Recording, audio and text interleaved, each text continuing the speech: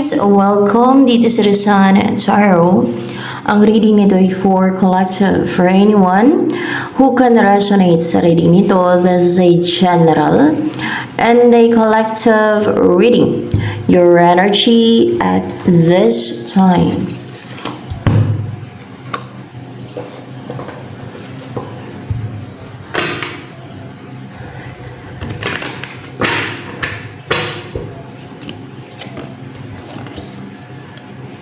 Eight of Wheels in reverse. Two of Wands in reverse. Malungkot ka, napipigilan ka, hindi tuloy-tuloy ang trabaho mo, effort mo, yung ginagawa mo kasi hindi mo pinupush yung gusto mo eh. Kung ano yung gusto mo, goal mo, o yung plano mo, nagpapapigil ka kasi sa mga opposing forces, sa mga pumipigil sa'yo, sa mga humaharang sa'yo. Kaya malungkot ka. Kaya you're not contented right now. Kaya hindi ka masaya. Kaya nananamlay ka kasi nagpapapigil ka eh. Instead na i-push mo yung gusto mo, ipilit mo yung gusto mo, lalo kung sa person mo na gusto mo makasama, parang nagpapatalo ka sa mga pumipigil sa'yo. Kadalasan yung isip mo niyan ang pinipigilan nila. Minamanipula nila isip mo para hindi ka magpatuloy, para hindi mo pagpatuloy yung goal mo, yung ambition mo, o yung pangarap mo to be with a person na alam mong maging masaya ka, alam mong kontento ka, para bang tinanggap na lang yung pagkatalo mo ba? Ganyan yung situation mo ngayon na parang hindi mo pinaglalaban kung ano yung gusto mo.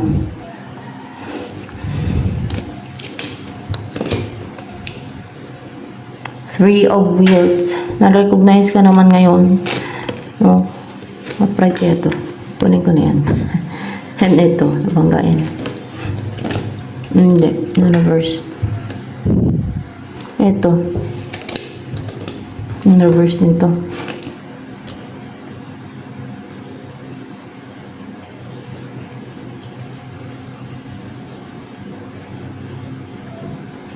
Naging cold ka kasi hindi pa nangyayari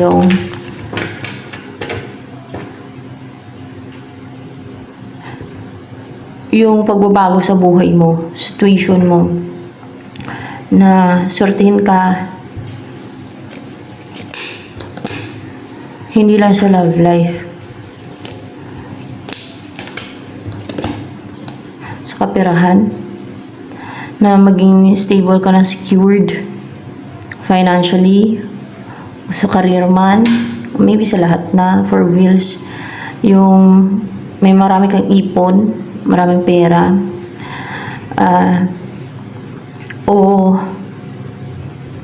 makip mo na yung gusto mong keep, pwedeng person mo, makapasayo na siya, pwedeng ganon. Masama yung loob mo for sure dahil hindi pa napapasayo, no? Yung gusto mo. Parang nag-i-emote-emote ka. Parang nandito, matamlay ka ng malungkot, hindi contented sa buhay. Sa bagay, madami namang ganon, di ba?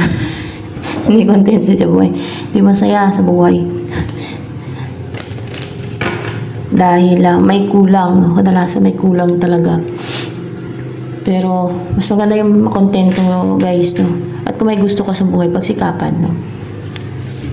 Ganun, pagsikapan na lang. Kunwari, gusto mong yumaman, umasenso, maging stable ang buhay mo, edi magsikap ka na lang. Pagsikapan mo na lang. Pag-isip ka ng paraan kung paano ka umasenso. Hindi kailangan makapag-compete sa iba eh. Kasi maluwag, malawak ang mundo, no? Madaming opportunities dyan, maraming pwedeng pagkakitaan, no? Foolish lang yung mga at crook, yung mga hindi makipag-compete sa iba, gusto makipag-compete, kadalasan mga immature pati yan. So ano pa? How about sa'yo?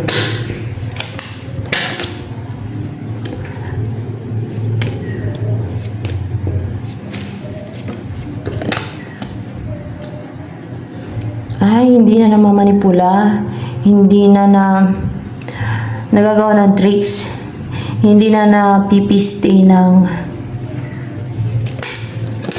witchcraft, hindi na nilang gagawa ng deceit and scheme, mapahide, mapatago ba. Witchcraft. Yung love life mo,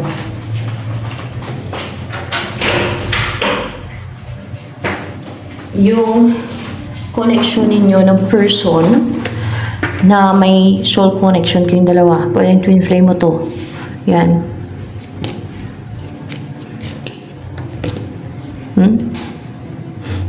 Ay.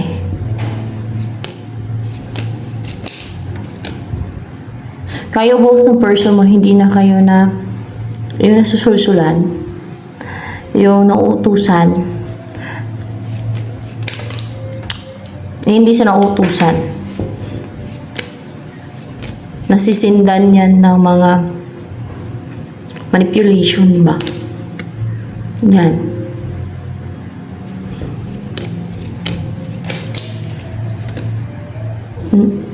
Yung mga humaharang sa inyo yan, mga kaaway, mga gustong pumigil, humarang na magsama kayo.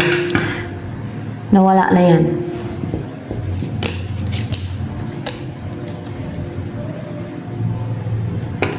Four wands in reverse.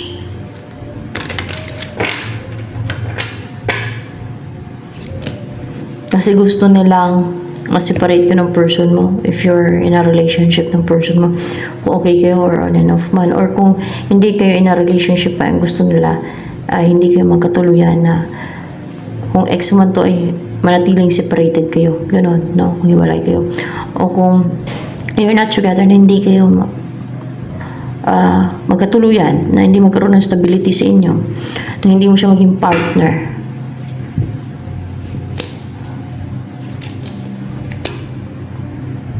The Empress. In reverse.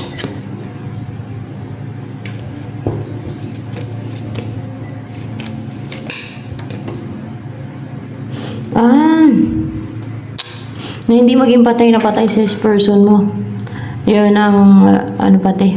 Para hindi ka i-person na person mo, para hindi maging decisive. Si person mo, para hindi maging porsigido. Para hindi maging determined, i-pursue ka. Yun ang sinisent nila sa person mo. Maging ganun din sa'yo for sure. Pero wala na, hindi na kayo na mamanipula. Lalo sa person mo.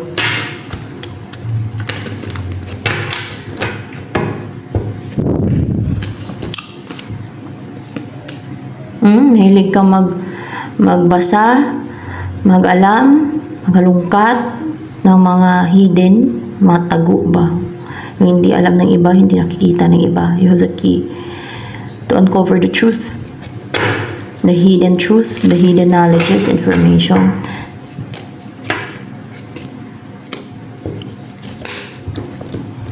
Upright to. Yung mga nalalaman mo, yung mga dipinsa, kung paano mo dipinsan yung sarili mo, kung ano meron ka to protect your energy pati, yan. Sa mga sinusuyo nila, sa mga sinisent nila sa'yo, sa mga sinisent nila yan sa'yo. Yan.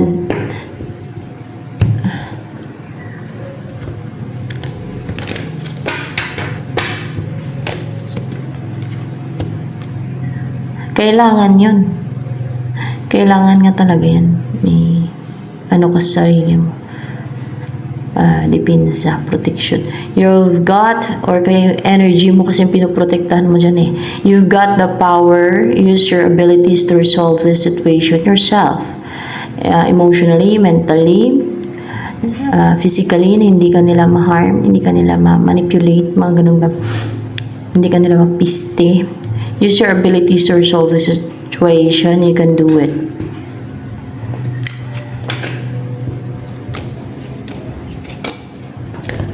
Children. Your connection with children is part of your life's purpose.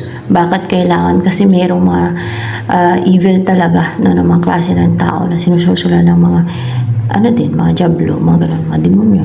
Sinusulsulan sila. Or else, kung hindi man sila sinusulsulan, pero kadalasan niya sinusulsulan niya sila. Dahil sa inggit nila, kaya sila nagiging evil. Kasi the root of all evil is envy. Yan, dahil sa pagiging sakim nila. Oh, may mga ganun talagang tao. So, ano pa? Ang message. Eight of Swords. Hindi ka na ma-restrict pa. You're not a victim anymore. You're not victim anymore. Hindi ka na mapipigilan pa. Hindi na malilimitahan. Ay, yung person mo pala. Si person mo daw. Clarify ko. Si person mo. Stable na siya. And secured. Kontrolado niya na yung emotion niya.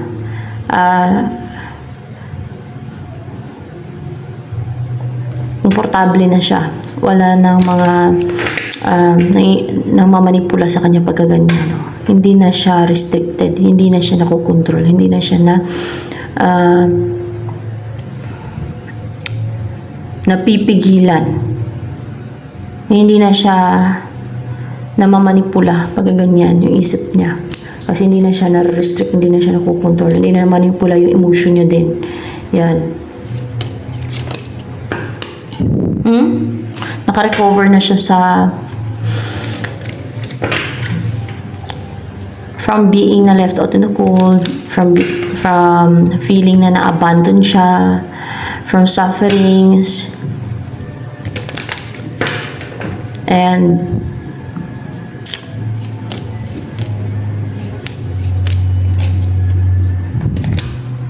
ito ang gusto mangyari ng person mo sa inyo. 5 of Cups in reverse. Ang makarecover na sa grief. Ang hindi na maging malungkot yung buhay niya. Ang hindi na siya puro panghinayang na nag-grief. Dahil sa may manawala sa kanya. Ang gusto niya na maging fulfilled siya, maging fulfilled kayo, maging happy, no, sa lungat nito. Hindi na nagluluksa, hindi na iyak ng iyak, hindi na malungkot ang buhay niya, no.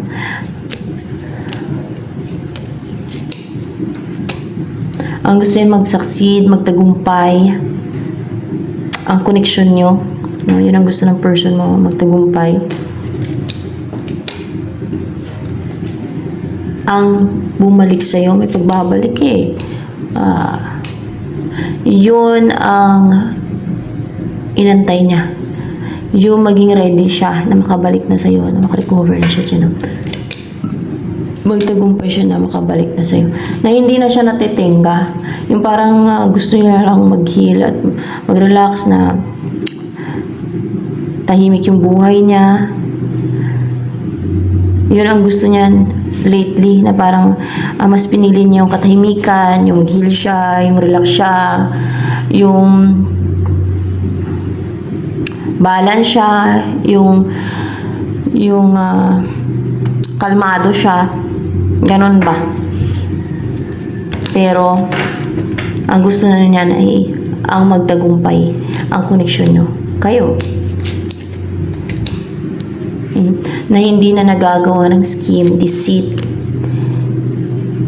and yung mga patago, pahide, mga tricks ng iba. Magtagumpay ka over those tricks, schemes, deceit, and manipulations of others. Ace of Wands na hindi na napipigilan pa yung pagsabi niya sa iyo, na sabihin niya, no? Yung maging outspoken siya, no? Sa kung ano feelings niya towards you, na hindi na siya mapigilan para mag-take ng action sa iyo. Ayan.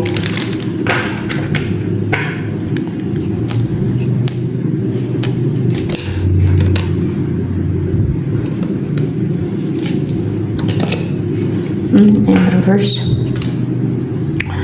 Son of Wands in reverse. Ito yung next na mangyari sa inyo. Wala na yung mga nagpapabigat, nagpapabagal, o mga baggage, negativities na nagpatagal, no? O si person mo man to. Sa person mo energy yan. Na parang may mga baggage, may mga binuho sa kanya negativity. Or yun ang pabagal sa kanya na mag-take na action ba? Na i-pursue ka, na mag-reconcile sa'yo. Yan ang matanggal sa kanya. Kaya magkakaroon ng union, for sure, agad na yan eh. Hindi naman agad-agad. Union. Na makapag-reconcile siya. Ayan, na makapag-reconcile na siya. Para magkaroon na ng union sa inyo, para mabind na kayo. Para mabind na kayo together. No? Na mag-iisa na kayo. O, Two of Cups. O, para na-bind dito, no? Para mabind na kayo together. Pero clarification lang naman to. Para mag-iisa na kayo. At maprotektahan nyo na yung energy ninyo, na makapaglagay na kayo ng boundary, na hindi, ayan, protected yung ulo, no, na hindi na kayo namamanipula, na hindi na kayo na-inflict ka ng fear, manipulation, tricks, deceit ng iba, no, na mayroon kayong parang boundary na hindi kayo na napapasok na sinesent ng iba sa inyo. Yan. Para matigas ba, na hindi mapapasok. Parang diamante na hindi mapapasok, no? Hindi matablan. Kaya yung diamond, di ba? Pangontra siya kasi hindi siya matablan, hindi siya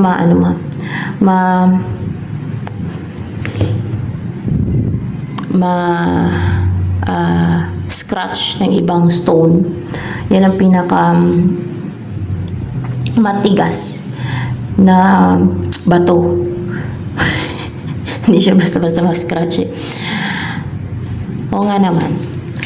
Pagkuskusin mo yung sapphire at diamond, kasi yan ang matigas din, sapphire din. Yung sapphire ang mas-scratch. Yung diamond di talaga mas-scratch ng sapphire. Yung sapphire kasi corundum yan siya. Yan ang second na hardest material on earth. Yung pinaka hardest material on earth is diamond, sunod sapphire, corundum yan. Corundum yan. Kaya ginagawang pangontra yung black diamond, di ba? Kasi matigas yan. Yan ang pinaka hardest material on earth. So, black diamond. Basta totoong black diamond. Pero kung peke, ay ewan ko lang. Basta yun ang alam ko, ha.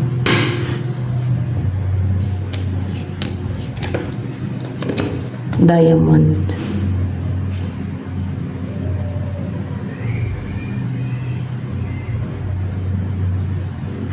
Pero hindi daw yun ang pampabalik, yung black diamond.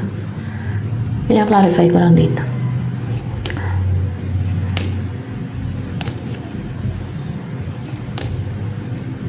Pakontra lang yan sa mga evil influences, sa mga demonyo, mga ganun. Iba yung sinasabi nilang sumbalik. Kaya yan. Pyrite ata yun.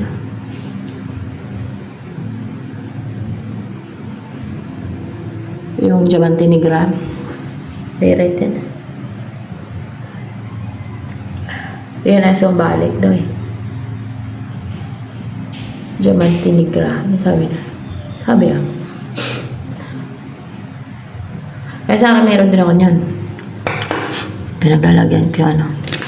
Kaya kanan tiyan. Yung iba nga meron pa sa lig niyan eh. Sa lig pa. Naglagay. Yung magkukulang doon sa ano. May mga sa lig siya. Itim na bato. Tsaka yung ganyan pyrite yung baon niya. Ganon.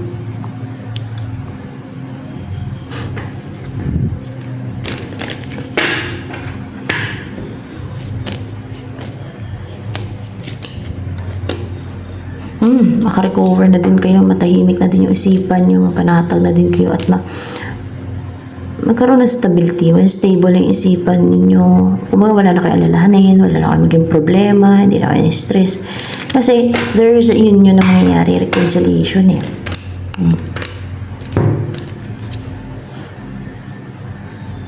Queen of Wands, Seven of Cups.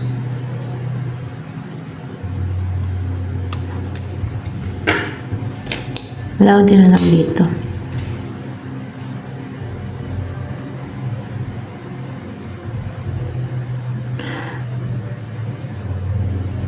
Magsasucceed kayo pati no na magkaroon ng clarity na hindi na maging clouded yung judgment ninyo at isipan ninyo, kasi lalo na tas person mo kung pinaklouded nila at pinalito, ginulo yung isipan ng person mo, may mga distraction sa isipan ng person mo or both of you, mag-succeed kayo na maging clear na yung isipan niyo, yung judgment niyo na wala na nagka-clouded, wala na mga distractions, wala na nagpapalito.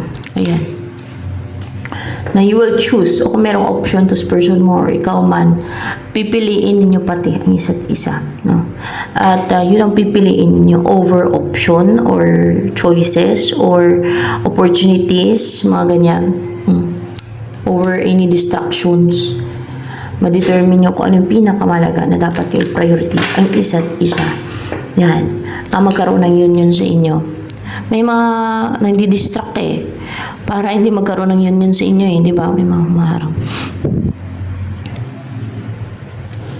High priestess in reverse. Mga ano to, mga spiritual, mga gumagawa na spiritual o pwede na psychic attack din.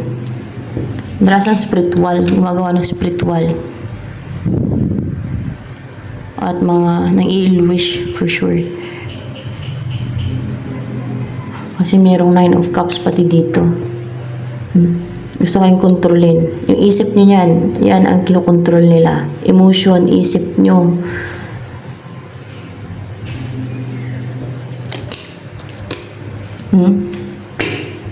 Nine of cups. Salang, dami. Matupad ang gustong-gusto mong mangyari. Ikaw ba to? Person mo, person. Si person mo, matutupad ang gustong-gusto niya mangyari na, alam niyo, stable siya, strong yung mind niya. Na hindi siya na pipigilan, hindi siya na mamanipula, hindi siya nakukontrol ng iba. Siya ang may control sa isip niya at emosyon niya at buhay niya. Yan. Kasi gusto siyang kontrolin ng iba Ganun pag hindi strong ang mind or hindi adamant, no? Adamant. So, yan. Ito na lang guys for collective reading.